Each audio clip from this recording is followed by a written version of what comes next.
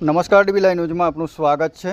છોટાઉદેપુર જિલ્લાની જો વાત કરવા જઈએ તો છોટાઉદેપુર જિલ્લામાં ગત રાત્રિથી અવિરત વરસાદ વરસી રહ્યો છે, જેના કારણે પાવીજેતપુર તાલુકાના ડુંગરવાંટ ગામ નજીક આવેલ સુખી ડેમમાં નવા પાણીની આવક શરૂ થઈ ગઈ છે। ઉપરવાસમાં પડેલા ભારે વરસાદના કારણે સુખી ડેમમાં પાણીની સપાટીમાં વધારો થયો છે અને પાણીની સપાટીની આવકને જોતા ડેમના તંત્ર દ્વારા ડેમના 10 દરવાજા પૈકી એક દરવાજાને 30 સેન્ટીમીટર સુધી ખોલવામાં આવ્યો છે, જેમાંથી દર કલાકે 1000 ક્યુસેક પાણી ભારજ નદીમાં છોડવામાં આવી રહ્યું છે।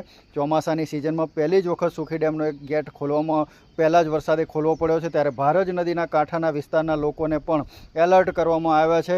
છોટાઉદેપુર જિલ્લામાં જીવાદોરી સમાન ડુંગરવાંટ પાસે આવેલ સુખી ડેમના 10 દરવાજા પૈકી એક દરવાજાને ખોલવામાં આવ્યો છે અને 30 સેન્ટીમીટર સુધી ખોલવામાં આવ્યો છે, જેમાંથી 1000 ક્યુસેક પાણી ભારજ નદીની અંદર ઠલવાઈ રહ્યું છે, જેથી કાંઠા વિસ્તારના લોકોને સાવધ કરવામાં આવી રહ્યા છે। અલ્તાફ મકરાણી સાથે ડીબી લાઈવ ન્યૂઝ, છોટાઉદેપુર।